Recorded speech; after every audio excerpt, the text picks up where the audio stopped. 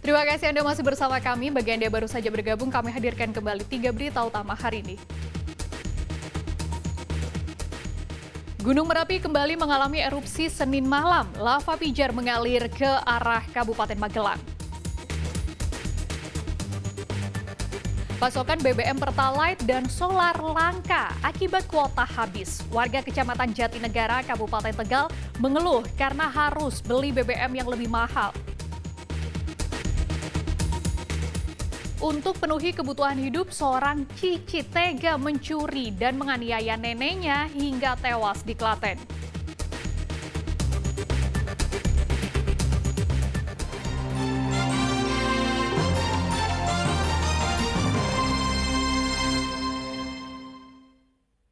Warga di Kecamatan Jatinegara, Kabupaten Tegal kesulitan mendapatkan BBM jenis Pertalite dan solar dalam beberapa hari terakhir. Kelangkaan BBM ini dikeluhkan warga, khususnya yang berpenghasilan rendah karena mereka terpaksa harus membeli BBM Pertamax atau Dexlite yang harganya lebih mahal. Persediaan BBM Pertalite dan solar di SPBU Jatinegara, Kabupaten Tegal, Senin siang kosong. Satu-satunya SPBU di Kecamatan Jatinegara ini sudah 3 hari tidak mendapatkan kiriman Pertalite dan solar dari Pertamina. Konsumen terpaksa membeli BBM Pertamax atau Dexlite akibat kelangkaan pasokan Pertalite dan solar. Kondisi ini dikeluhkan warga, khususnya para tukang ojek, sopir angkot, dan pedagang keliling, lantaran mereka terpaksa membeli jenis BBM yang lebih mahal harganya. Tentunya itu sangat menyulitkan bagi masyarakat, khususnya masyarakat kecil yang berpenghasilan sangat minim. Apalagi saya ini sebagai tukang ojek pasaran, ya pangkalan, yang hanya paling untuk ya sekedar beli bensin saja, karena Pertalite saja sudah mahal, apalagi untuk memakai Pertamax yang lebih dari harganya itu lebih mahal daripada Pertalite. Jadi menurut saya, kalau seandainya pengiriman Pertalite nanti sampai akhir bulan ini tidak dikirim, ya itu sangat membebani masyarakat kecil. Menurut pengelola SPBU, kosongnya persediaan BBM Pertalite dan solar disebabkan jatah dari Pertamina untuk bulan Juni telah melebihi kuota yang ditetapkan. Sehingga SPBU baru bisa kembali mendapatkan pasokan solar dan Pertalite di awal bulan Juli. Jadi untuk kuota biosolar dari Jatinegara sudah satu bulannya itu 10 DO atau 8 DO itu harus disesuaikan dari sana, itu seperti itu. Dan kalau untuk Pertalite itu ditargetkan kuota dari My Pertamina. Kalau misalkan target My Pertamina di sini itu misalkan satu bulan itu 100 juta, itu ditargetkan segitu. Kalau misalkan My Pertaminanya itu nggak target, dari sananya di kuotanya itu dikurangin seperti itu, Pak. Di sini kan sudah menyediakan penggantinya Pertalite itu pertama, dan penggantinya biosolar itu Dexlite, Pak. Kalau pengiriman itu kemungkinan di awal bulan. Di awal bulan depan, bulan Juli. Warga meminta Pertamina tidak terlalu kaku dalam penerapan kuota BBM di daerah-daerah yang jauh dari perkotaan, sebab mayoritas pengguna BBM Pertalite dan solar di daerah pedesaan adalah masyarakat berpenghasilan rendah. Kuncoro Wijayanto melaporkan dari Kabupaten Tegal.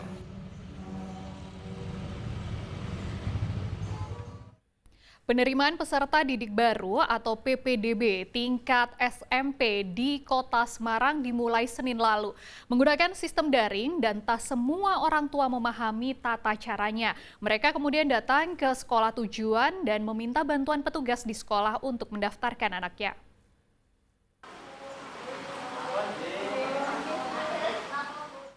Senin pagi dengan membawa persyaratan pendaftaran sekolah, puluhan orang tua mendatangi SMP Negeri 23 Semarang. Mereka mengaku tidak memahami tata cara pendaftaran penerimaan peserta didik baru secara daring yang seharusnya bisa dilakukan dari rumah masing-masing. Orang tua pun meminta bantuan kepada petugas PPDB di sekolah tujuan untuk mendaftarkan anaknya. Cara melalui online ya Bu ya daftarnya? Gak bisa Mas, soalnya pengalamannya kurang tinggi saya. Pokoknya rak mudengan lah Mas.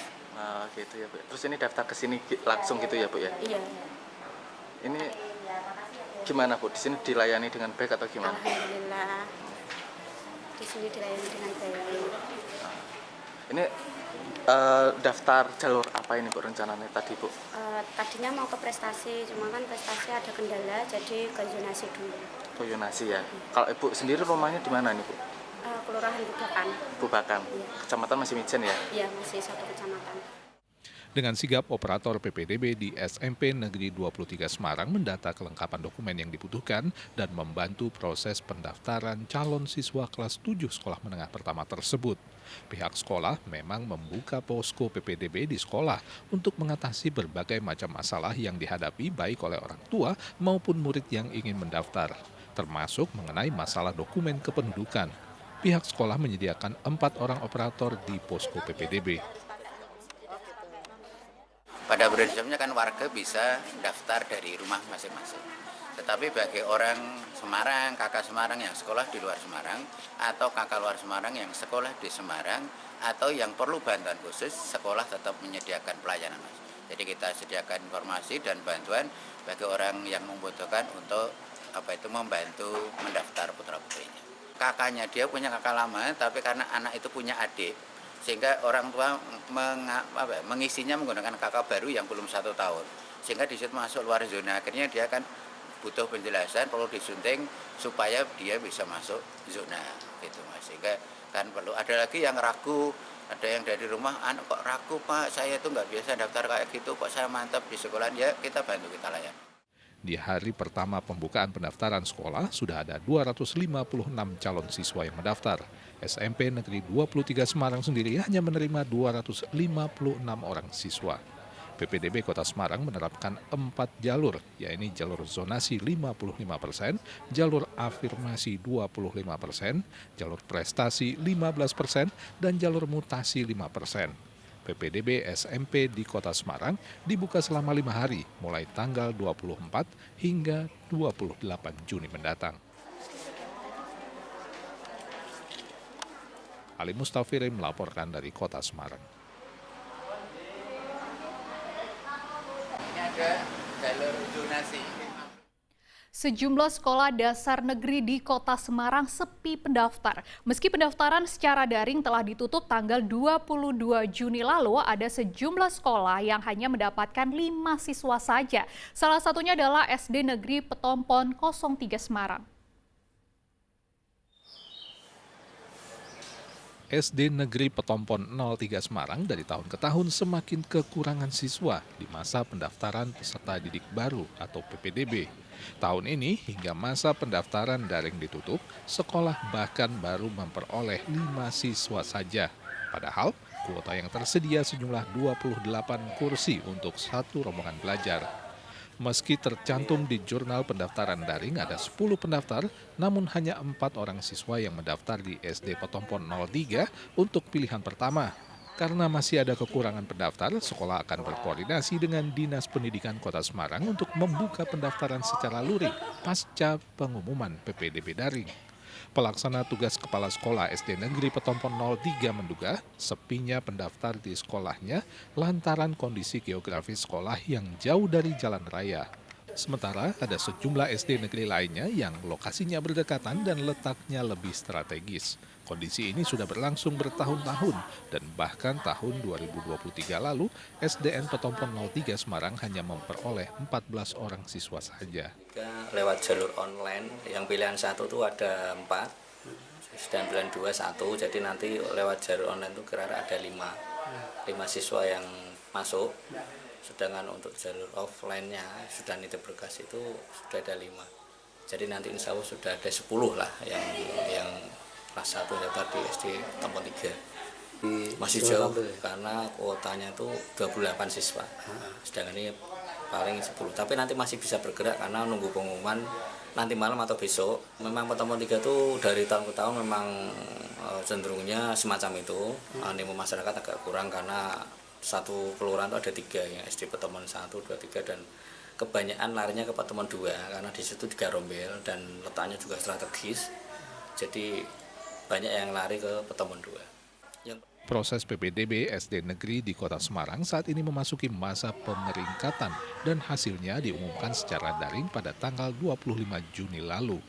Selain SD Negeri Petompon 03, dari data statistik PPDB SD Kota Semarang, tercatat sejumlah sekolah lain juga mengalami kekurangan siswa, seperti SD Negeri Karangtempel, SD Negeri Bugangan, SD Negeri Gabahan, SD Negeri Karangkidul, SD Negeri Plalangan 03, dan SD Negeri Tegal Sari 02. Ali Mustaufilin melaporkan dari Kota Semarang.